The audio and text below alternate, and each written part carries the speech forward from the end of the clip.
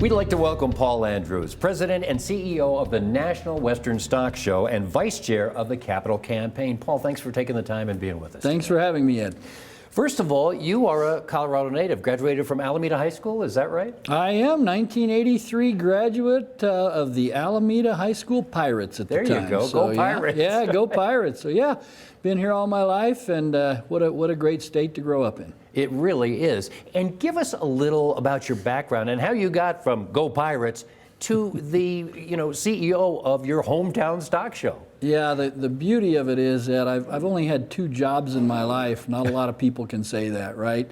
And once I graduated from the University of Wyoming with a marketing degree, I ended up in professional sports for 20 years with the Denver Nuggets and Colorado Avalanche and ultimately the Pepsi Center. Right.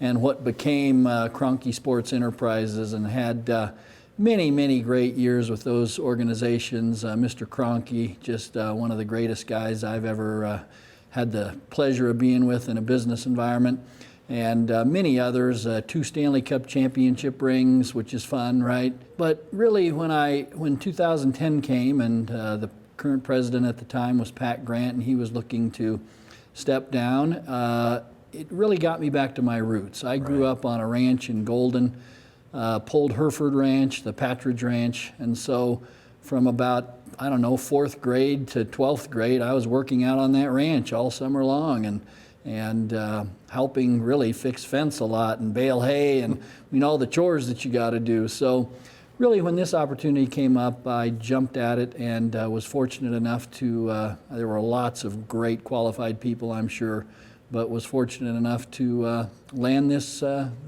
position as President and CEO. President and CEO, certainly you knew from whence you spoke because it was sort of in your blood.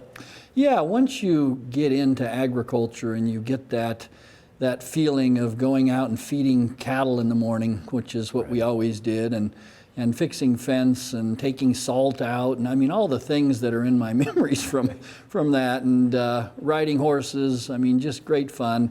But a lot of work. Sure. My hat's off to the ranchers and the farmers, because without them, we don't have food. And if we don't have food, you and I are going to be out looking for food all day long. We're not going to be sitting here interviewing each other, right? Yeah, exactly. Good point. So we really owe a great gratitude to those farmers and ranchers out there, and I was lucky enough to be part of that firsthand. Was there much of a transition from Stanley Cups to cattle? Well, I'll tell you, the similarities of that business and what we do here at the complex are really very striking. We have to sell tickets, right? We have to sell tickets to some of the greatest rodeos and horse shows, and general admission tickets for the Super Bowl of livestock shows, and our trade show. We have to sell sponsorships. Those are revenue streams that exist in professional sports that also exist at the National Western Stock Show. So for me, the transition was much easier because I had been doing all of those things at a very high level for 20 years of my life. And then to come back to a place where really, the National Western brand means something. Mm-hmm. Not that the Nuggets and the Avalanche and the Rapids we had the Mammoth and the great buildings that Mr. Kroenke owned, those are all great. But at the end of the day, the National Western Stock Show brand, it stands for so much. Right. Western tradition, we're supporting over 100 students that are at college in agriculture throughout Colorado and Wyoming, and also rural medicine. So really, I felt a great sense of pride coming here, knowing that this brand makes a difference in people's lives.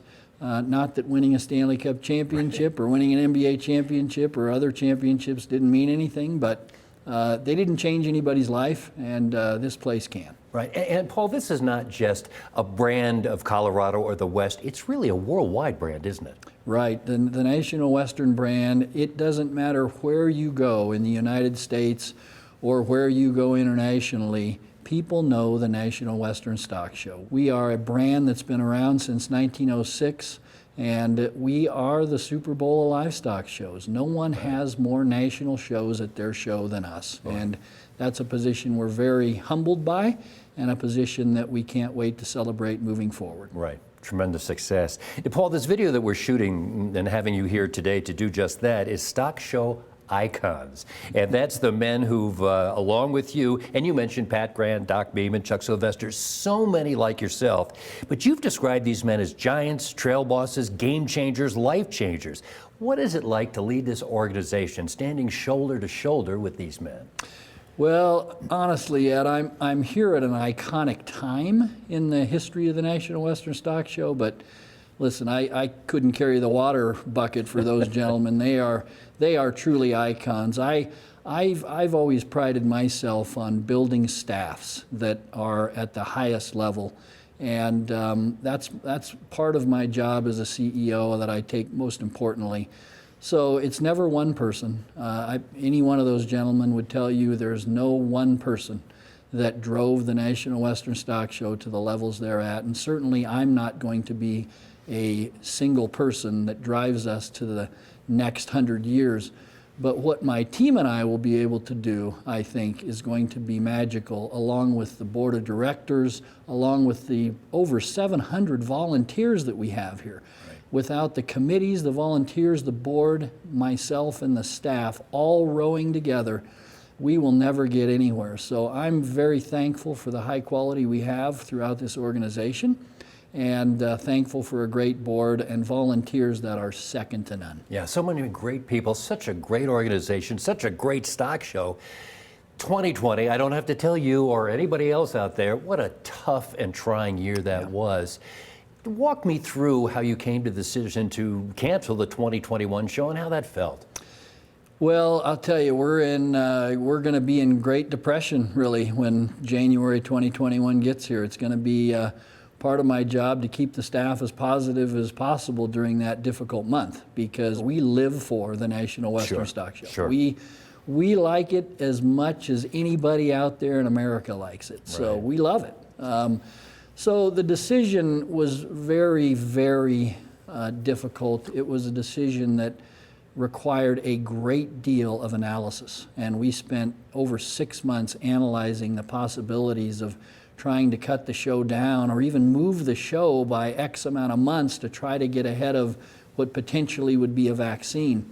But the one thing that we had top of mind was we had to make sure, if we were not going to be able to go forward in January, that we announced prior to our exhibitors getting fully prepared for the show.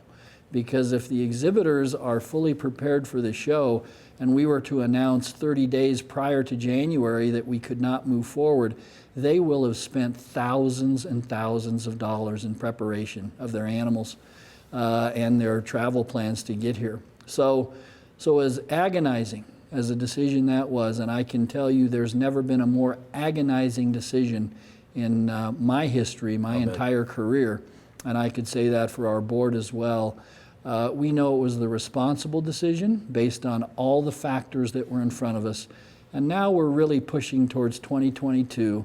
And what we want is to make that 2022 grand opening be the biggest show in the history of the National Western Stock Show. And we're going to be focused on that all year. And that's something that you're really going to look forward to in 2022, isn't it? No question. We are looking forward to it now, and it's a year away. Paul, we've talked about so many great men and women who have brought the stock show to the level that we have, including yourself. But we have to look toward youth and the next generation. And I know that's one of your big focuses. Talk about that and how you're enticing these young people and the programs you have just for them. You bet. The youth that are coming up through the National Western Stock Show are going to be the future of this great brand.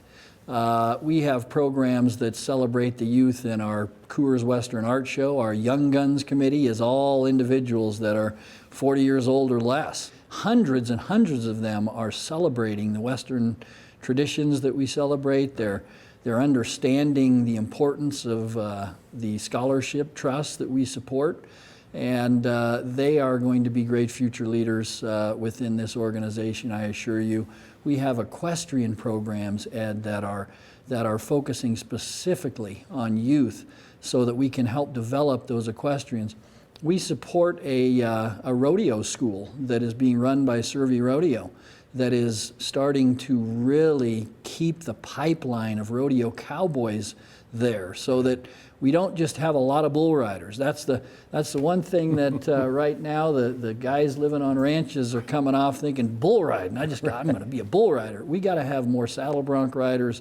We got to have more bareback riders, and so those sort of developmental schools that like Survey has and so forth that we're supporting also financially are very important to the development of the youth across this entire agricultural landscape. And so we're very proud of that, and obviously the kids that show here in the Super Bowl Livestock Show, they are getting life lessons that can't be learned anywhere else. Right. This isn't just something for the kids. These are really serious programs to help cultivate really the next generation. Absolutely. I mean, our Catch a Calf program, which I am just, every year I look at that and I think, okay, you caught a calf at the previous year's stock show. You got to go feed it, raise it, fit it, and get it ready for the National Western Stock Show. And oh, by the way, while you're learning all that takes, you got to learn interview skills, you got to talk to your sponsor. These are life lessons programs that will teach these kids how to be great when they go to college, how to be great after college, whether they end up in agriculture or not.